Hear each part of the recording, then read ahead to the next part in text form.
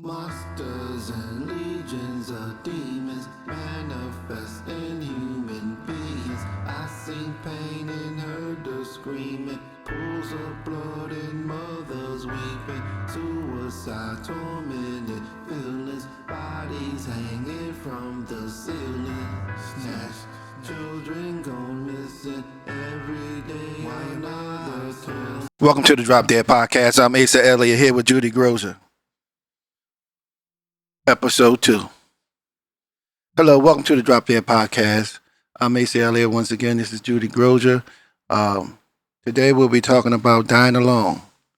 How many people do we see without families, without loved ones to come in their final moments of life and be there for them? This is a topic that big YouTuber, podcaster Kevin Samuels talks about, and he tells the ladies that he talked to, and the guys, fellas, that women should find a man and not die alone, and I think it's the same is true for the men, to find a companion, have loved ones and families to be with in their final days. If that's a possibility in their lives. So,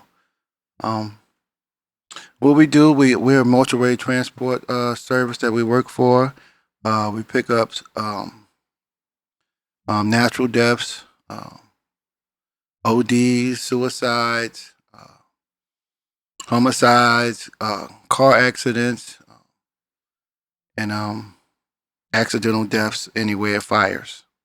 So we're in all kinds of different places. One day we're in a mansion. The next minute we're in a tent city or tent community. 1 minute we're at the beach picking somebody that drowned, and the next minute we're at an accident where a car done caught on fire and someone was incinerated. This is our daily job, and this is what we do every day. If you would like to like and subscribe to our channel, that would be a great help.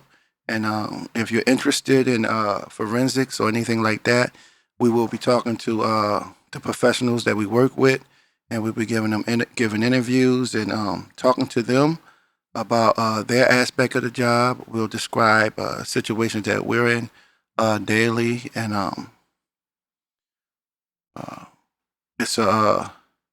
it's something that we do, and we work with the people every day. So, in the hardest times of their lives, a lot of times. And today we're talking about dying alone. So, this is a topic that Kevin Samuels goes over, and you don't want to die alone. He has the music going. They're saying with playing attached, and it's some of it's funny, but it's a serious topic because we see people basically alone, lonely, nobody there to claim the body. Sometimes our call, if we have a medical examiner call, it's a natural death, but it's a medical examiner call because nobody's there to claim the body. No, they haven't seen a doctor in years, and it's called an ME hold. So they had to be held at the medical examiner facility, and they hold them there until someone can claim the body. If no one claims the body, then the state will find a funeral home to cremate them, and they'll do it that way. So, Judy, would I like to die what do you alone? think? No. And you? No. Well, you already said law enforcement that don't have family members or no next of kin known. So they might actually go Right. indigent, correct? And go to the county and out. Mm-hmm. Yes. We see people die, well, not actually die, but the aftermath of the death. And a lot of times we're there. It's kind of hard for the families. They see us will a loved one out. It could be an older person that lived most of their lives. It could be somebody that's middle aged with a bunch of family and kids. It could be uh, young people that caught cancer and or got cancer and passed away, and it's very unfortunate that these people. But we see the families and the love that's involved during their passing. On the opposite side is a sterile situation. No hugs, no kisses, none of that stuff.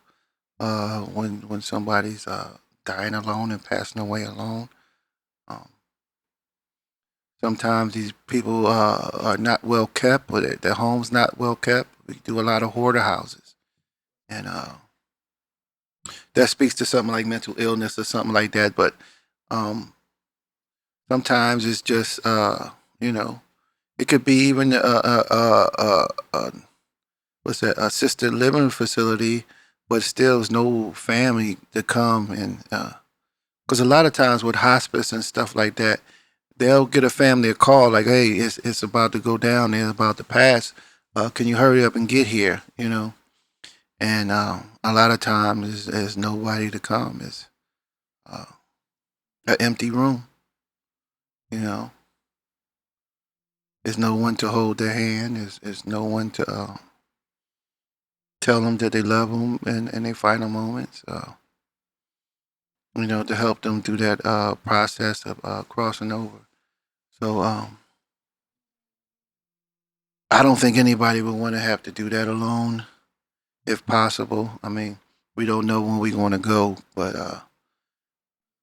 it is a thing, a situation that we see often when we out and getting dispatched. Our job, we're out 24 hours a day for now 3 days straight, and the calls never stop. So we don't know when we're going to be able to catch a nap or lay down. Uh, it's been occasions that we've been up for like almost 2 days straight, picking up people, um, helping families out, and helping people that don't have families out, uh, and getting them out of situations. Um, they could be in bathrooms, on the bathroom floor. Uh, we had one guy in the attic. Or, as a matter of fact, we had two attic guys. Person passed away in the attic. Had to get him out of the attic. That's real hard. Mm-hmm. I'm glad I didn't have to do that one. Right, climb up in the attic and the Florida sun beating on the house. You know, a lot of it seems like every place we go, uh, there's no AC going or blowing in the house, so it's always most of the time hot.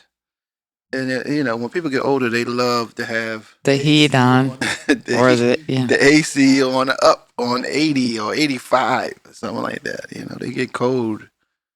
I think with COVID and when we first went into the lockdowns, I think it was very hard on the Right. deceased prior to death. They had to die alone, whether they be Right. young, in the hospital, no visitors.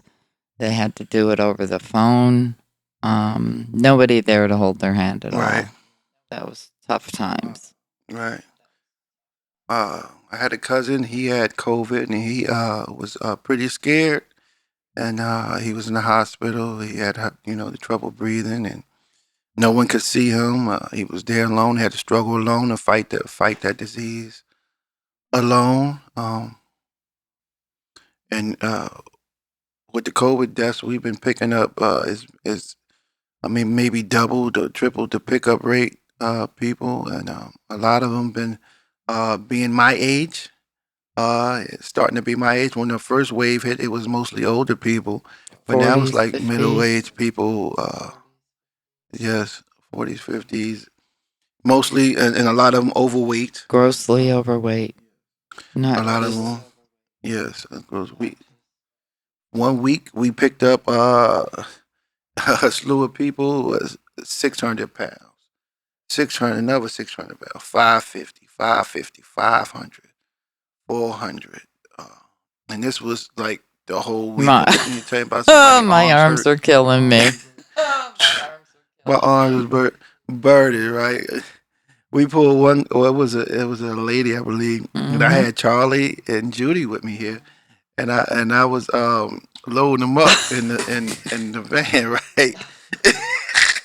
I was loading them up in the van, so I got there. I pulled the clips. There's two I clips was that you holding had to my pull on this breath. particular gurney to let her. So I got the gurney and it wouldn't go in, right? And I'm like, hey, I couldn't let it go. My hands was like locked in on the clips, so I couldn't let go of the clips to readjust and to put them back in. So I'm like, hey, Charlie and Judy, they And mind powwowing. you, he's holding all that weight right now. They just powwowing. Yeah, I said, hey, they're like, what? They're like, what? I said, can you help me? Yeah, a little bit. Yeah. Help me. This person get kind of heavy. He's not going right in.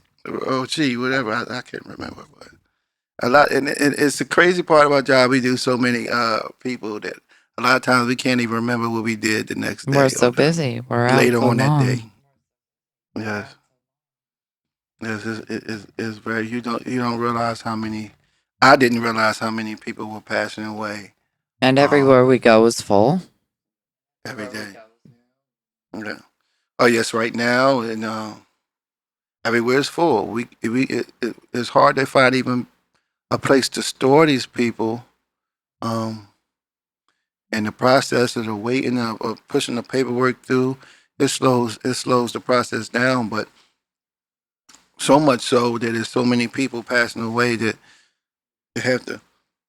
We expanded the cooler at our place twice. At another facility, they got two outside coolers, and that's still not enough. Besides the cooler they have, so it's been a challenge to get these people in there. Um, but on the topic that we're having, no one should have to die alone. And if you can find somebody to, like the guy Kevin Samuel say, to be with, I think you should do that. Um, for the ladies that's I'm picky going to out there. die alone, I think, Asa. Oh no, Judy. No. Yeah, Somebody gonna right. see you like, oh, look at Judy there. Yeah, they were like, oh, yeah. Gonna pick up that. And the lady that pick up the dead people. Hmm. So that's what we do. A lot of times, it gives me a little bit of peace when I see the love in the room. You know, when you do see people pass away, and although it's pain and anguish and crying, you do see the love. Yeah, there Sometimes they're is. jokes. You know, sometimes they're jokes. A lot of people process. Everybody processes it in a different way, and Especially if sometimes you they've get a lived a lot of long jokes. life and a good life. They're okay with it. Yeah, They accept it, but they're yeah, there yeah, for them. yeah. Right. Others take it hard, but it's understandable. Some people get angry. All those And emotions you roll through.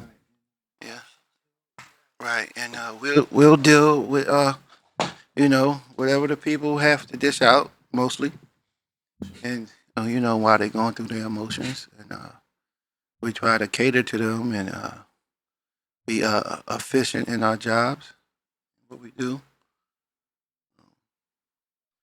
So dying alone is definitely not the Avoid way it. to go if you can help it. Yeah, if you can avoid it. Some things can't be avoided. The accidents and stuff like that. But there is also the why you do that, type of deal. Some things you shouldn't try, if you know what I mean. And if you can avoid those things, definitely avoid those things. Know your capacity and know when you're Wear your taking a risk on seatbelt your when life. you drive. Right. Well, basically, know your capacity. Know what you're dealing with, and be careful who you put your life into the hands. We have a slew of young people that have car accidents and stuff like that, and the person that driving is never the one Mm, that we pick the up. We pick up the person passengers. that wasn't Yeah, driving. you're right, Asa. Yeah. So yeah. So the passengers, it's a hard thing for families to have to go through that. We go through it with them as much as we can. We work with the hospice nurses. If that's just the final care of life. Judy here used to be an Yeah, ER I was nurse. an You want to ER tell them nurse. something I about worked that? 25 years at the hospital. The only thing I have is the one gentleman that went into cardiac arrest that I went into the room and I started CPR. We got him back. He went to intensive care unit for 2 weeks. And after that, I went into the room to see him. He wouldn't know me from Adam. And it was when I walked through the room, he's like, "Oh my God, thank you. You did chest compressions on me." And I did. Now he was VTAC Right. and he was cyanotic. He was blue in color. Could you explain It's to an us what a VTAC arrhythmia, inside a lethal arrhythmia. But we had the defibrillator, so we were able to get him out of it and into intensive care unit. But he remembered the back of my head because I had a perm and I had it up in a barrette. And he said, when you were doing the compressions, I remember the curls cascading down. Sure enough. So he was dead, but there must be a time before you pass to where he said he was hovering. Right. He was looking down on me. So yeah, that was the only one though in 25 years, and it did make my hair stand up on my arms. So I'm like, you were right, it was me. Right. But and I saw the the accidents, the gunshot wounds that made it into the emergency room, but I hadn't been out there on a scene. On our scenes, it can be raining, it's dark, it's not well lit. So it's a whole different environment. It's a whole different scene. It's not cleaned up yet. They were cleaned up and had IVs in when it came to us. Yeah. Well, where we get them in all kinds of different situations. Like I know I carry more people than a fireman. Yeah, what were our numbers, Asa? Mostly every day. Yeah. Per year, 1,000 or more. I'm into Yeah, a piece. thousands. I'm into somewhere over 5,000 bodies traveled at least. This year probably gonna jump it up to 6 with the numbers and the how many people that we're moving daily. So just in we get our jobs that come in a tablet, and if I'll get the job, and we can count the jobs that we get particularly, but then we also get called to assist on jobs. So, those are not in our tablet. So, if you can track it that way, you can see that how many bodies? Yeah. You're picking up way more than you might even think that you're doing. Like if you had 10, you did 15.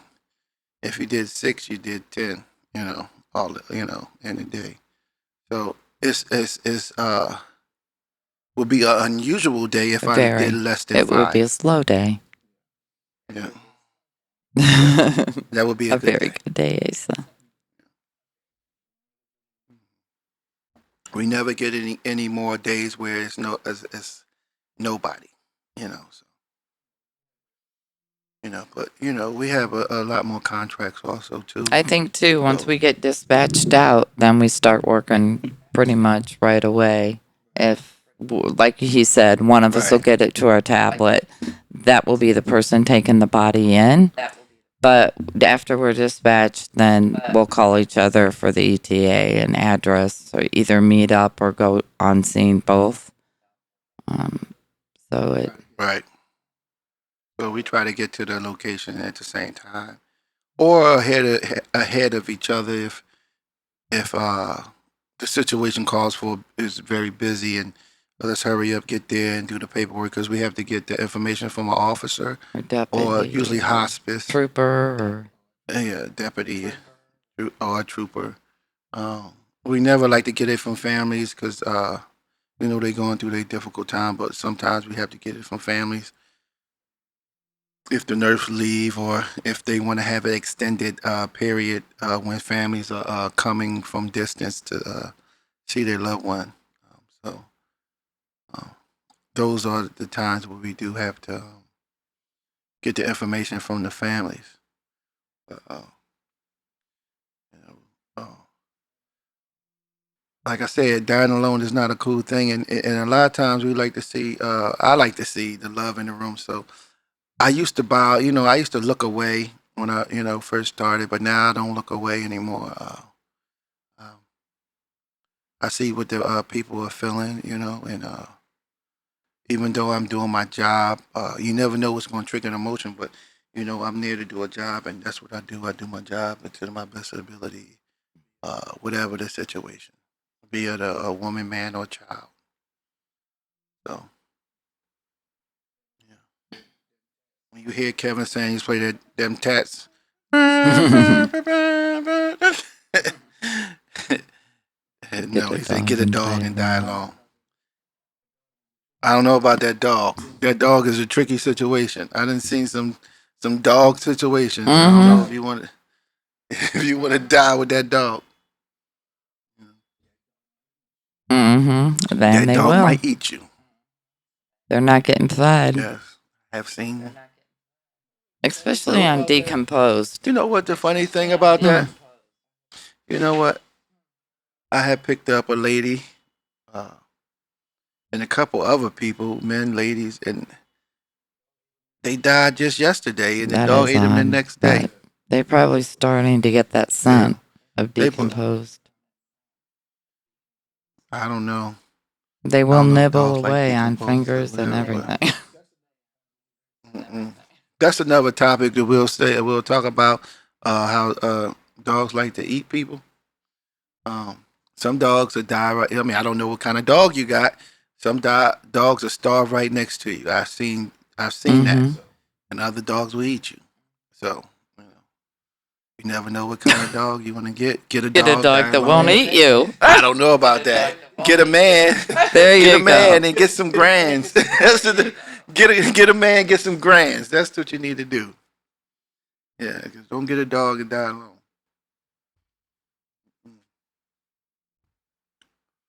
But I guess that concludes this episode of Drop Dead Podcast.